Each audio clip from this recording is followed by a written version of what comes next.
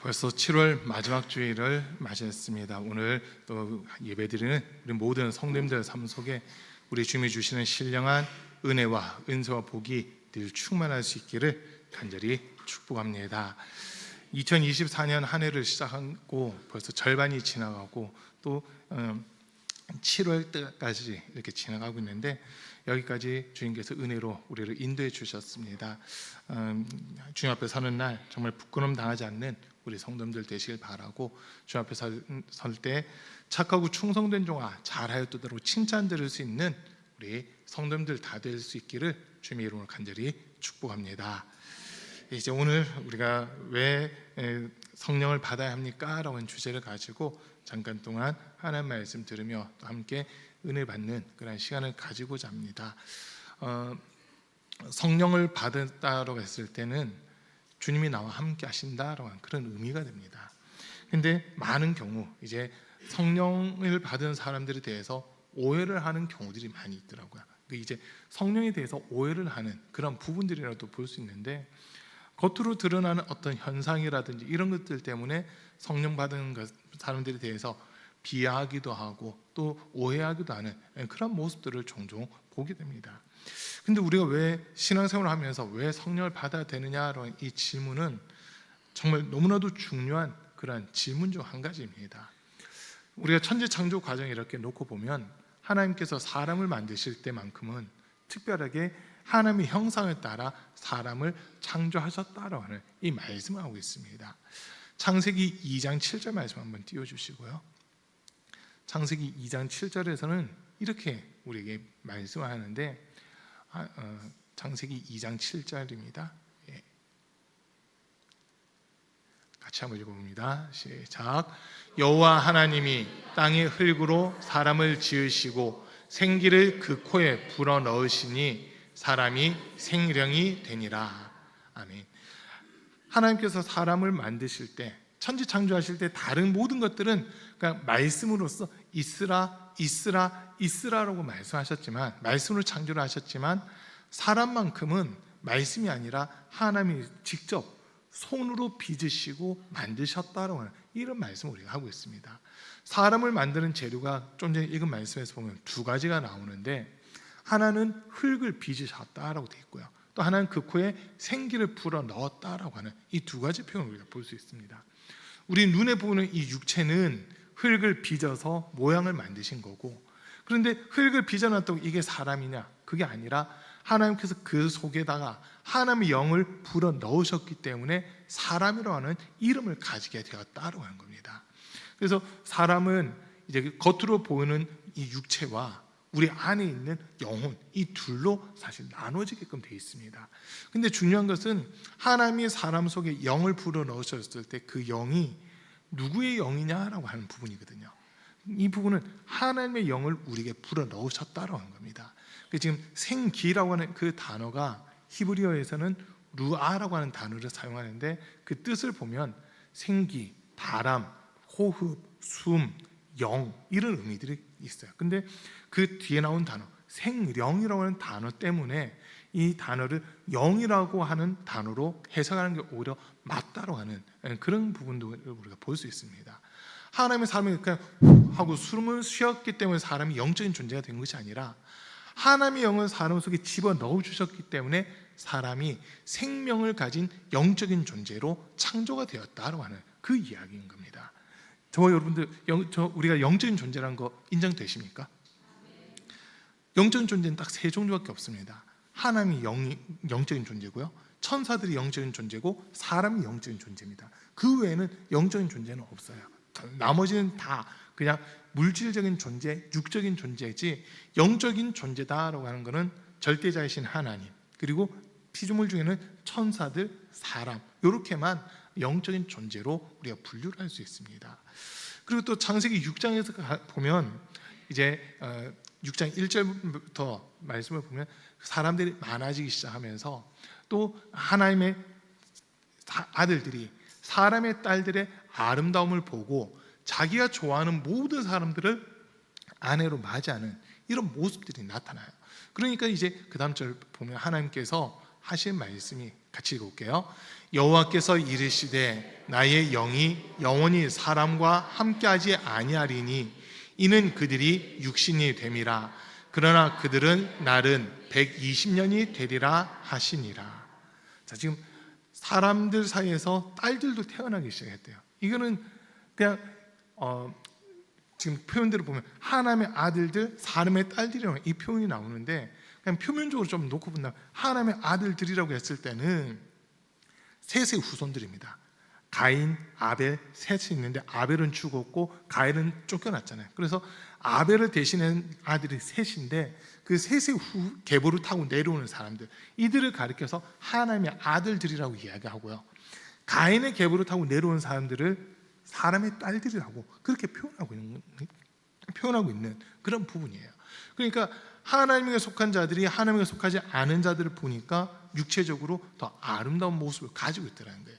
단순히 하나님의 아들들, 사람의 딸들이라고 지금 표현은 그렇게 했지만 셋의 계보를 타고 내려온 자손들과 가인의 계보를 타고 내려온 자손들 사이에 여기 딸들과 여기 아들들, 또는 여기 아들들과 여기 딸들이 서로 결혼하는 지금 그런 일들이 일어나고 있습니다.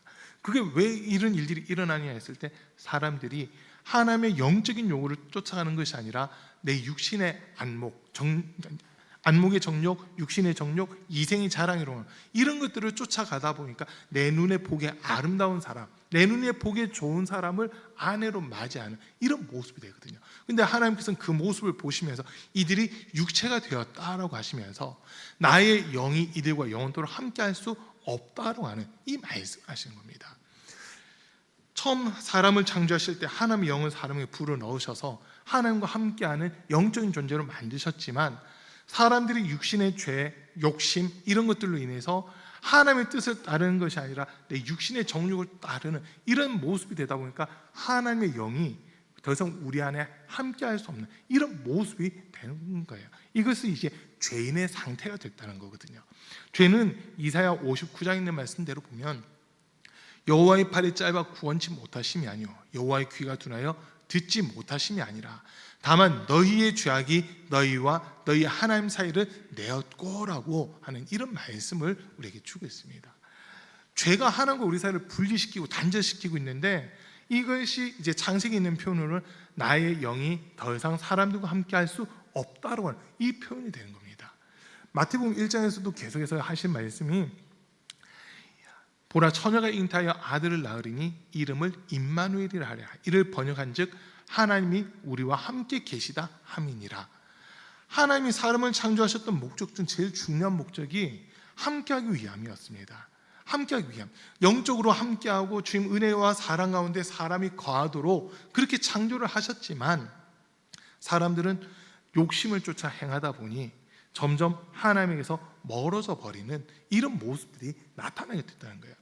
하나님은 우리와 함께하고 싶지만 우리의 죄, 우리의 이 죄의 속성이라는 거, 이런 것들이 하나님으로부터 점점 멀어지게끔 만들고 영적인 존재로서의 삶이 아니라 육적인 존재로서만 살아가는 지금 이런 모습이 되고 만다는 겁니다. 그러다 보니까 하나님께서는 우리를 구원해 주셔야 되는데 구원하기로 작정을 하셨는데 사람들이 육신을 쫓아 행하다 보니까 여기서 구원할 방법이 무엇이 있을까? 결론은 예수님을 대신 죽이시는 겁니다. 죄의 값은 사망인데 이 예수님을 믿는 자들에게 하나님의 자녀가 되는 권세를 주시면서 이 관계가 회복이 되는 거거든요.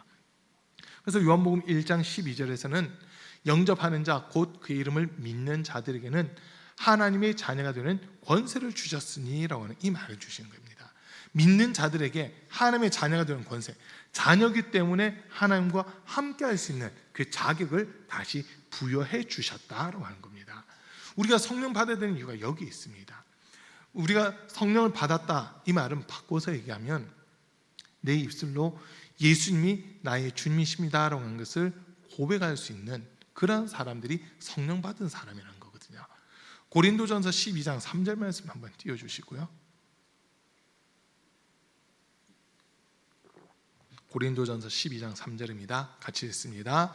그러므로 내가 너희에게 알리노니 하나님의 영으로 말하는 자는 누구든지 예수를 저주할 자라 하지 아니하고 또 성령으로 아니하고는 누구든지 예수를 주시라 할 수 없느니라. 아멘. 보세요. 하나님의 영으로 말한다면서 예수는 저주받을 자다 이야기할 수 있는 사람은 아무도 없어요.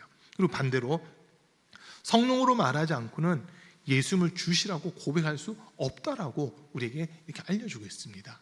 그러니까 우리가 성령 받아야 되는 이유는 예수님을 주로 구주로 영접하고 인정하는 사람들에게만 성령이 찾아오시는 거거든요. 우리를 구원하셨다는 그 증거가 내가 성령 받았다라고 하는 이 말로 연결이 되고 있다라고 하는 겁니다. 그래서 사도행전 19장에서 보면 19장 2절 말씀을 한번 띄워주시고요. 사도행전 19장 2절에서 보면 바울이 이제 에베소 지역에 가서 복음을 전하는데 같이 읽습니다. 이르되 너희가 믿을 때에 성령을 받았느냐? 이르되 아니라 우리는 성령이 계심도 듣지 못하였노라. 아멘. 지금 바울이 하는 저 질문 한마디가 엄청 중요한 질문입니다. 너희가 믿을 때 성령을 받았느냐? 우리가 예수님을 구주로 믿고 영접하는 순간 성령께서 이제 우리 삶에 찾아오시고 우리의 삶에 인도자가 되시고 주관자가 되신다는 거거든요. 근데 에베소 교회 사람들은 교회는 다녀요. 예수님에 대한 복음도 들었어요. 그런데 이들이 성령에 대한 소식은 한 번도 듣지 못했다라고 하는 그런 이야기들을 하고 있습니다. 그러니까 바울이 다시 물어봐요. 그럼 너희가 누구 이름으로 세례를 받았느냐라고 했을 때 이 에베소 교회 성도들은 우리가 세례 요한의 이름으로 세례를 받았습니다라고 그러거든요. 세례 요한의 이름으로 세례 받아서는 구원을 못 받는다 라고 하면서 예수님의 복음을 전하고 예수의 이름으로 그들에게 다시 세례를 베풀 때 그들에게 안수를 하며 성령이 그들에게 내리시고 그들이 방언도 하고 예언도 하니 모두 12사람쯤 되니라 라고 그렇게 표현이 되어 있습니다. 그러니까 이제 그 뜻에야 진짜 신앙생활이 시작이 된다라고 하는 거예요. 오늘 이 자리에 계신 우리 사랑하는 성도님들 성령 받기를 사모하셔야 됩니다. 겉으로 드러난 어떤 현상적인 것이 아니라 성령은 우리 마음속에 찾아오시고 우리의 마음, 우리의 생각, 우리의 영혼을 진리 가운데로 이끌어 가시는 분이 성령님이십니다. 오늘 우리가 읽은 본문 가운데 13절 말씀 제가 다시 읽어봅니다. 13절에 보면 그러나 그분 곧 진리의 영이 오시면 그가 너희를 모든 진리 가운데로 인도하실 것이다. 그는 자기 마음대로 말씀하지 않으시고 듣는 것만 일러주실 것이요 앞으로 올 일들을 너희에게 알려주실 것이다 라고 하면서 성령께서 하실 일이 무엇인지를 예수님께서 가르쳐 주겠습니다. 성령께서 하신 제일 중요한 일은 예수님을 믿는 사람들을 진리 가운데로 이끄는 그 일을 한다는 거거든요. 그러니까 우리가 스스로 진리 가운데 들어갈 수는 없고 성령께서 우리를 진리 가운데로 인도해 주셔야지만 우리가 그 진리 안에 들어갈 수 있다고 하는 이 이야기를 예수님이 하시는 겁니다. 그럼 이제 궁금해지도록 그럼 진리가 도대체 뭘까 막 궁금해지는 거예요. 요한복음 1장 17절 말씀 한번 띄워주세요. 요한복음 1장 17절입니다. 같이 읽습니다. 율법은 모세로 말미암아 주어진 것이요 은혜와 진리는 예수 그리스도로 말미암아 온 것이라. 진리는 예수님 빼고는 이야기할 수 없는 게 진리라는 거예요. 그러니까 우리가 은혜 받았다고 하는 것도 예수님을 통해서 이루어진 거고 또 내가 진리를 깨달았다 진리 가운데 거한다고 하는 것도 예수 그리스도를 통해서 이루어진다고 하는 겁니다. 그래서 예수님을 믿는 사람들에게는 반드시 성령님이 찾아오시고 우리를 진리 가운데로 이끄시는 그 모습이 나타나야 된다고 하는 거거든요. 이제 성령님이 어떤 분이시냐 이걸 우리가 사실 알아야 되는데 많은 분들이 성령님에 대해서 오해를 하더라고요. 특별히 이단들, 제가 이단들 한번 써다 보니까 성령님에 대해서 진짜 오해를 많이 하고 있어요. 하나님의 영이시고 하나님의 영이시기 때문에 이분은 인격이 아닌 신격을 가지고 계신 분이거든요. 신격을 가지고 계셔서 우리에게 찾아오신 분이 성령님이신데 이 여호와 증인들이 뭐라고 얘기하냐면 그냥 하나의 힘이라고 얘기하더라고요. 에너지래요. 에너지. 그냥 성령님은 하나의 에너지지 그게 실질적인 존재가 아니다 이런 얘기를 하는 거예요. 그럼 제가 대놓고 그래서 그러면 지금도 성령이 일하시는 당신들이 인정하냐 하니까 그건 안 믿는데요. 안 믿는데요. 왜 안 믿냐 했더니 성경이 다 기록된 이유는 성령이 이 땅에서 다 철수했기 때문에 성령이 역사하는 거, 방언하고 하는 거 이런 건 난 믿을 수 없다 이렇게 얘기를 하더라고요. 그래서 제가 그 사람들한테 대놓고 그랬습니다. 뭐라고 얘기했냐면 당신들 그래서 구원 못 받는 거라고. 성령께서 우리에게 찾아오신 이유는 우리를 구원의 날까지 인치시고 보증하기 위해서 우리에게 찾아오신 분이 성령님이시거든요. 내가 구원받았다고 하는 것을 확증해 주시고 또 그것을 지키기 위해서 찾아오신 분이 성령님이시라는 거예요. 자, 에베소서 1장 14절입니다. 에베소서 1장 14절 말씀입니다. 에베소서 1장 14절 같이 읽습니다. 이는 우리 기업의 보증이 되사 그 얻으신 것을 속량하시고 그의 영광을 찬송하게 하려 하심이라. 그래서 우리를 속량하셨다잖아요. 보증이 되고 우리에게 찾아오셨다라고 하는 그 이야기입니다. 또 에베소서 4장 30절입니다. 에베소서 4장 30절 말씀 같이 읽습니다. 하나님의 성령을 근심하게 하지 말라. 그 안에서 너희가 구원의 날까지 인치심을 받았느니라. 보세요. 지금 성령 안에서 우리가 구원의 날까지 인치심을 받았다는 거. 그러니까 성령 받지 못했다는 말은 바꿔서 얘기하면 구원받지 못했다는 이야기입니다. 반대로 내가 구원받았다는 것을 어떻게 알 수 있느냐 했을 때 이미 성령이 나에게 찾아오셨고 그것을 나에게 깨닫게 해주셨다라는 그런 부분이라는 거거든요. 그래서 여러분 성령 받기는 사모하셔야 되는 겁니다. 내가 이 교회만 왔다 갔다 할 거냐, 정말 성령 충만한 신앙생활을 할 거냐, 이건 매우 중요한 부분입니다. 나중에 이 성령님이 하시는 역할이 있거든요. 주님 앞에 우리가 서는 날 성령님께서 우리를 대신해서 주님 앞에 우리를 변호하는 그 일을 하시는 겁니다. 그러니까 성령의 인도함을 따랐느냐 그렇지 않느냐 이걸 가지고 판단을 해서 하나님께 보고를 하는 거예요. 예수님께 보고를 하는 거예요. 이영훈이라는 성도는 성령께서 감화하시고 감동하신 말씀에 대해서 순종하려고 몸부림치는 사람입니다. 자기의 죄를 깨닫게 했을 때는 회개했고 또 순종하라고 했을 때 순종하는 삶을 살았습니다. 이렇게 변호를 해줄 수 있고, 반대로 성령께서 아무리 감화하고 감동해도 깨닫지도 못하고 그런 게 어디 있느냐고 하면서 의심하면서 믿지 않고 순종하지 않았습니다. 이렇게 변호할 수도 있어요. 성령께서는 우리에게 지금 예수님 말씀도 자기가 임의대로 우리에게 가르치고 말하는 게 아니라 들은 것만 우리에게 전해준다는 거잖아요. 하나님께서 일러주신 것만 우리에게 가르쳐 주시고 하나님께서 행하고자 하신 일들만 우리에게 할 수 있도록 은혜 베풀고 능력을 더해주는 분, 이분이 성령님이시라는 거거든요. 이제 좀 더 구분을 해서 본다면 우리가 성부 하나님, 성자 예수님, 성령님 이렇게 삼위일체 하나님이다라고 하는 그 이야기를 합니다.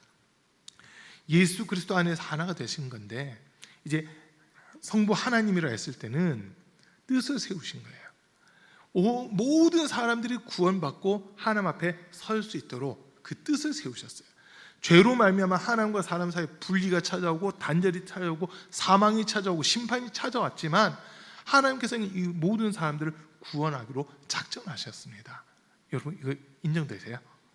하나님은 아무도 멸망받지 않고 다 회개하게 이르기를 원하시고 모든 사람들이 구원을 받고 진리를 아는 데까지 이르기를 원하시는 분이 우리 하나님의 마음입니다. 그분이 우리 하나님이세요. 그래서 하나님은 모든 사람들이 구원을 받도록 뜻을 세워주셨습니다. 그리고 예수님은 하나님께서 세우신 그 뜻을 이루기 위해 이 땅에 육신을 입고 오셨고 십자가에서 죽임 당하시면서 다 이루었다고 외치셨는데 그 한마디 외침이 예수님께서 이 땅에 주신 목적, 예수님을 보고 믿는 자들에게 영생을 주고자 하시는 하나님의 뜻을 내가 죽음으로써 다 이루었다라고 하는 그 말씀을 하신 거였습니다. 그러니까 하나님 아버지는 뜻을 세우셨고 예수님 그 뜻을 이루셨어요. 그리고 성령님은 예수 그리스도를 통해 이루어진 하나님의 뜻을 우리에게 전달하기 위해서 우리 각 사람에게 찾아오신 분이십니다. 그러니까 내가 예수님을 믿는다라고 했을 때 성령이 함께 하시면서 이게 믿어지게끔 하는 그 일을 내 안에서 행하신다는 겁니다. 그리고 이제 많은 분들이 성령에 대해서 오해하는 게 성령의 겉으로 드러나는 모습들만 보고 오해를 하는 거예요. 기도하는 모습 보면 우리가 은혜 받고 기도하다 보면 막 이렇게 기도할 수도 있고 일어서서 손 들고 기도할 수도 있고 막 그런 건 있어요. 그리고 소리 내서 기도하고 막 알아듣지 못하는 방언으로 기도하고 돼요. 그런데 그 모든 것들이 잘못될 수는 없습니다. 왜냐하면 성령님은 하나님의 모든 것을 가장 깊은 것까지 알고 계신 분이 성령님이시기 때문에 하나님의 그 마음을 가지고 우리에게 찾아오셔서 하나님의 뜻을 이루어 가신 분이시거든요. 그러니까 우리를 잘못된 길로 이끄신 분이 아니라 가장 선하고 가장 복된 길로 이끌어 주신 분이 성령님이십니다. 그렇기 때문에 우리는 성령을 받아야 된다는 거예요. 신앙생활 하면서요, 내 힘으로 하려고 할 때가 있어요. 아마 우리 성도님들도 내 힘으로 주의 일을 한번 해봐야지라고 몸부림칠 때가 있었을 겁니다. 근데 어떤 결과가 나오냐면요, 금방 지치더라고요. 금방 지쳐요. 그리고 이게 더 나갈 힘이 없어서 멈춰버리게 되더라고요. 그런데 성령 안에서 순종할 때는 나는 감당할 수 없는데 성령께서 할 수 있게끔 은혜를 베풀어 주시고 힘을 주시고 능력을 더해 주신다는 거거든요. 그러다 보니까 사도 바울은 빌립보서 4장 13절에서 내게 능력 주신 자 안에서 내가 모든 것을 할 수 있느니라고 하는 이 고백까지 하게 되는 겁니다. 자, 또 우리가 성령 받아야 되는 이유가 있다면 이거는 받으면 좋고 안 받으면 어쩔 수 없고 이게 아니라 예수님 명령이 담겨져 있습니다. 예수님 명령인데 요한복음 20장 22절에서 보면 예수님이 제자들에게 숨을 내쉬며 이르시되 성령을 받으라라고 하는 이 말씀하십니다. 성령 받으라, 이거는 명령어로 돼 있어요. 받으면 좋겠고 안 받으면 어쩔 수 없고 이게 아니라 무조건 성령 받아야 된다라고 강력하게 예수님이 말씀하시는 겁니다. 그리고 사도행전 1장에서도 보면 제자들에게 하신 말씀이 너희는 예루살렘을 떠나지 말고 아버지의 약속한 성령이 올 때까지 기다리라라고 하는 그 말씀하시거든요. 그래서 오순절날 마가다락방에, 오순절이 다음에 마가다락방에 모였던 120명 성도들에게 성령이 임하시는데 땅이 흔들리고 급하고 강한 바람 같은 소리가 나고 불의 혀같이 갈라지는 것이 각 사람 위에 하나씩 나타나서 성령이 말하게 하심을 따라 말하니 각기 다른 방언들을 말하기 시작했다라고 사도행전 2장에서 그렇게 기록을 하고 있습니다. 믿는 성도들이 약속의 말씀을 믿고 기다렸을 때 성령이 찾아오시는 이런 모습들이었다는 거거든요. 그래서 성령은 누구에게 임하느냐? 믿는 성도에게 임하는 분이십니다. 믿는 성도들에게 찾아오셔서 이들의 영혼을 끝까지 지키시고 보호해 주시면서 하나님 앞에 설 수 있도록 인도해 주신 분이 성령님이시라는 거예요. 여러분 지금 이 말이 이해되시나요? 우리가 예수 믿는다고 하는데 만약 우리가 성령 받지 못했어요, 그러면 그냥 종교인입니다. 교회만 왔다 갔다 하는 종교인이에요. 그러나 성령께서 함께 하시면서 말씀을 깨닫게 해주시고 하나님 뜻을 알게 해주시고 그것을 믿게 해주신다면 이 사람은 삶이 변화될 수밖에 없어요. 내 생각대로 살아가는 것이 아니라 매 순간순간 주님께 물어보는 거예요. 성령님, 내 안에 계신 성령님, 어떻게 하면 좋을까요? 어떻게 하는 것이 하나님을 더 기쁘게 하는 걸까요? 계속 물을 수밖에 없고 하나님의 답을 구하고 하나님께 가까이 나갈 수밖에 없는 그런 모습이 된다는 거거든요. 다윗 왕이 바세바를 취했을 때 우리의 아는 바세바와 간음죄를 저지르고 그리고 우리아를 전쟁터에서 죽게끔 했을 때 나단 선지자가 이 다윗을 찾아와서 책망을 합니다. 그때 그 책망을 듣고 쓴 시가 시편 51편인데 거기서 보면 우슬초는 나를 정결케 하시고 하는 내 죄를 도말해달라 이런 기도의 내용들이 쭉 나와요. 근데 그 시편 51편을 제가 읽으면서 제일 중요하게 저한테 와닿았던 부분이 뭐냐면 주의 성령을 내게서 거두지 마시고 내 속에 정직한 영을 새롭게 하옵소서라고 하는 이 부분이 제일 마음에 와닿는 부분이었거든요. 다윗은 지금 자기가 벌을 받는 거 이런 것들은 두렵지 않아요. 제일 두려운 게 뭐냐면 자기가 비록 죄를 범했지만 주의 성령이 나를 떠남으로써 내가 하나님께 버림받는 자 되는 거, 이것이 더 두려운 거였습니다. 이게 두려운 거였어요. 그러니까 지금 다윗은 성령님이 나와 함께 해주셔야지만 내가 구원받을 수 있다고 하는 것을 분명하게 인정하는 그 믿음을 가지고 있었거든요. 그러니까 간구하는 거예요. 주님, 주의 성령을 내게서 거두지 말아 주십시오. 내가 비록 죄를 범했지만 나를 주 앞에서 쫓아내지 마시고 주의 성령을 내게서 거두지 말아 주십시오라고 하면서 성령이 자기에서 철수하는 순간 자기는 하나님께 버림받는다는 것을 분명하게 알고 있었다는 겁니다. 이게 우리에게도 적용시켜야 되는 거예요. 우리가 왜 성령 받아야 되느냐? 성령이 함께하지 않는 사람은 구원받지 못한 사람입니다.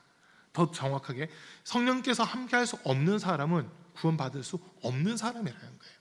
그러나 성령께서 함께 하시고 우리를 의의 길로 진리 가운데로 우리를 이끄시는 대로 아멘하고 순종하는 사람들, 그 사람들 주 앞에 서게 된다라고 하는 겁니다.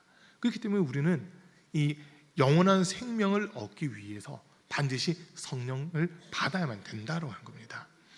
자, 요엘서 2장 28절과 29절 말씀을 또 한번 찾아주시고요. 말씀 띄워주세요. 요엘 2장 28절, 29절 두 절입니다. 요엘 2장 28절과 29절인데요. 같이 읽겠습니다. 그 후에 내가 내 영을 만민에게 부어주리니 너희 자녀들이 장래일을 말할 것이며 너희 늙은이는 꿈을 꾸며 너희 젊은이는 이상을 볼 것이며 그때 내가 또 내 영을 남종과 여종에게 부어줄 것이며. 마지막 때에 일어날 일인데, 마지막 때가 되면 나의 영을 만민에게, 모든 사람들에게 하나님의 영을 부어주겠다고 말씀하시는 겁니다. 왜냐? 마지막 때는 구원받은 성도들 다 불러 모아야 되는 때거든요. 근데 그 성령께서 오시면 어떤 일들을 하시나요? 예언을 하고 환상을 보고 꿈을 꾸고 이상을 보는 막 이런 일들이 일어난다는 거예요.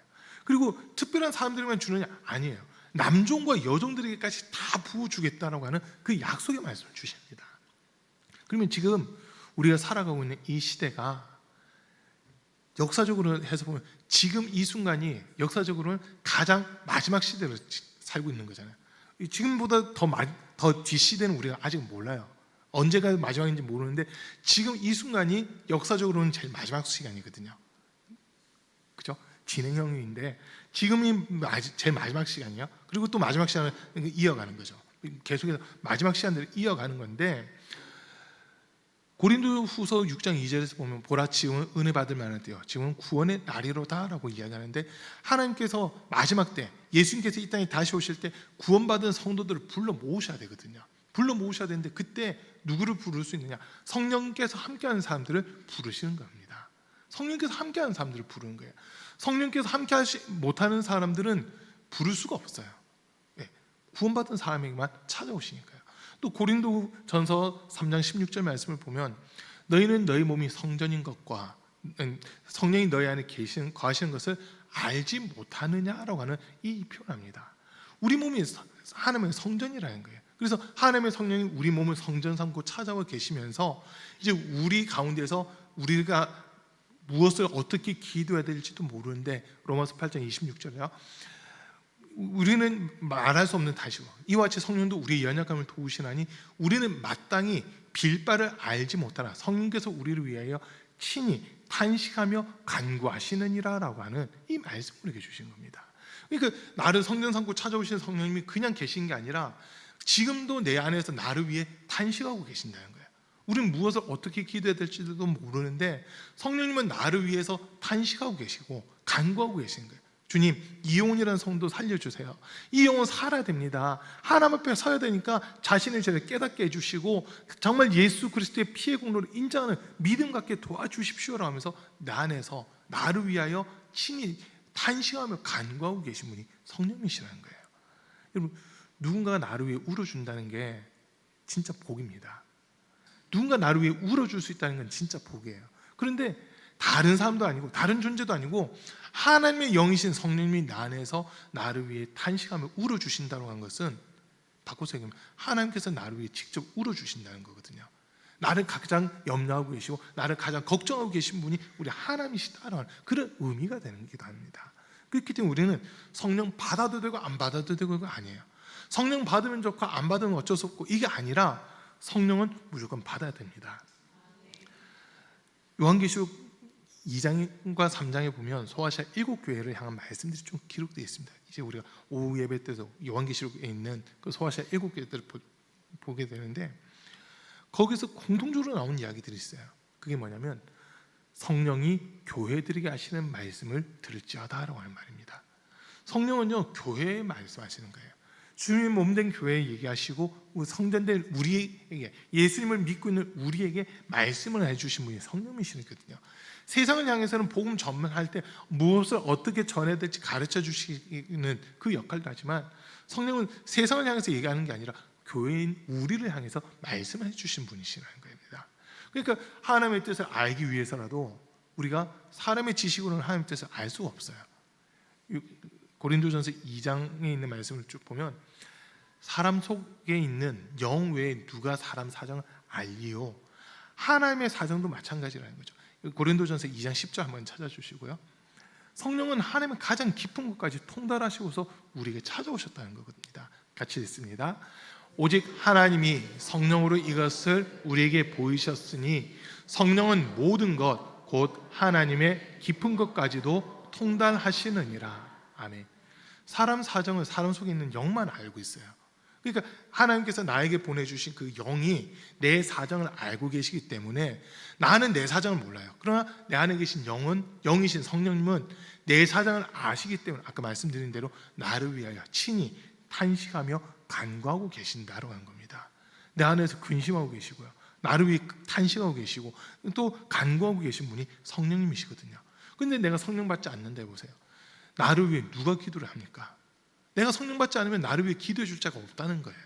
그래서 우리는 반드시 성령 받을 때 성령께서 나를 위해 기도해 주실 뿐만 아니라 나를 불의가 아닌 진리 가운데로 이끌어 주시고 영생의 자리에 설 때, 마지막 날 심판대 앞에 설 때 그 성령께서 나를 변호하시는 이 일을 해 주신다라고 하는 겁니다. 그렇기 때문에 우리 사랑하는 성도님들, 성령 받으셔야 됩니다. 성령 무조건 받으셔야 됩니다. 그래서 우리가 성령 받는 방법은 처음에는 회개해야 돼요. 죄를 찾아서 회개하고 주님 주실 은혜를 사모해야 되고 기도하고, 그리고 혼자 기도하는 것보다 두세 사람이 주의 이름을 모여서 함께 기도할 때 성령의 역사가 나타나는 겁니다. 이거는 제가 경험한 것도 있지만은 하나님 말씀 그렇게 우리에게 가르쳐주고 있는 부분들이거든요. 사도행전 2장 36절 말씀을 보면 예수님에 대해서 베드로가 설교한 다음에 사람들이 그 설교를 들으면서 가슴을 치면서 통곡하거든요. 어이없고 우리가 하나님의 아들을 죽였도다. 그때 이제 베드로가 하는 말이 너희가 회개하고 각각 예수 이름의 세례를 받으라. 그리하면 성령을 선물로 받으리니라고 하잖아요. 예수 이름을 세례 받으면 죄사함도 받을 뿐만 아니라 성령을 선물로 우리에게 주시겠다라고 분명 말씀하고 있습니다. 그리고 또 사도행전 2장 초반부에서는 이 120명이 오순절에 다했을 때 모여서 전혀 기도에 힘쓰는 모습이 나오거든요. 1장 끝부분에서, 사도행전 1장 끝부분에서 보면 120명이 전혀 기도에 힘쓰니라로 되어 있잖아요. 그렇게 기도할 때 성령이 임하시는 거예요. 그리고 그냥 기도하는 게 아니라 성령 받기를 사모하면서 기도했을 때 성령의 강권적인 역사가 나타나게 되는 겁니다. 그래서 성령 받은 사람은 바꿔서 얘기하면 구원받은 사람이에요. 성령 받은 사람은 구원받은 사람이에요. 그러나 성령 받지 못한 사람은 구원받지 못한 사람이라는 겁니다. 그래서 바울이 에베소 교회에서 묻는 겁니다. 여러분은 믿을 때 성령을 받았습니까? 라고 질문을 할 수밖에 없었던 겁니다. 나 교회 다녀요. 교회 몇 년 다녔어요. 여기 어느 교회에서 충성하고 있어요. 그게 중요한 게 아니라 진짜 예수 믿고 있느냐. 예수 믿으면 성령께서 함께 하실 텐데 그 성령이 오시면 우리 입술에서는 제일 먼저 예수님이 주님이시오, 하나님의 아들이시오, 그리스도시라는 것을 분명히 인정하고 고백하게끔 되는 이 부분들이 나타나요. 이게 제일 먼저입니다. 예수님이 주님이시오, 그리스도시오, 하나님의 아들이시라는 것이 고백도 되어지고 믿어지는 거예요. 그러면서 이제 그걸 내 이웃들에게 전파하는 그런 모습으로 발전이 된다는 거거든요. 그렇기 때문에 우리 오늘 이 주일 예배에 참석하신 우리 사랑하는 성도님들, 왜 성령 받아야 되느냐 했을 때 성령님은 지금 처음부터 우리 창세기에서 하나님이 처음 사람 창조했을 때 영을 불어 넣으셨어요. 근데 사람의 욕심 때문에 이 영이 떠나버리신 거예요. 함께할 수 없는 존재가 됐어요. 그러나 하나님은 우리를 구원하고 작정하셨기 때문에 예수님을 보내주셔서 예수님에게 우리의 죄를 넘기면 처음에 하나님이 사람 창조했을 때 불어 넣으셨던 하나님의 영이 다시 우리에게 찾아오시게 되는 이런 모습이 되거든요. 그때서 구원이 시작되고 구원의 기쁨과 감격이 시작이 되는 그런 모습들이 나타나는 겁니다. 그렇기 때문에 우리는 반드시 성령 받아야 되고요. 성령 받기를 더욱더 사모하며 기도하는 그런 모습이 있어야만 되는 겁니다. 우리 주님은요, 자기를 찾는 자 만나 주신다 했습니다. 나를 간절히 찾는 자가 나를 만날 것이요 나를 사랑하는 자들이 나의 사랑을 받는다라고 잠언을 통해서 말씀하셨잖아요. 그래서 우리 사랑하는 성도님들, 주님을 은혜를 구하시고 정말 성령 받기를 간절히 사모하며 간구하는 우리 성도님들 다 되시기를 간절히 축복합니다.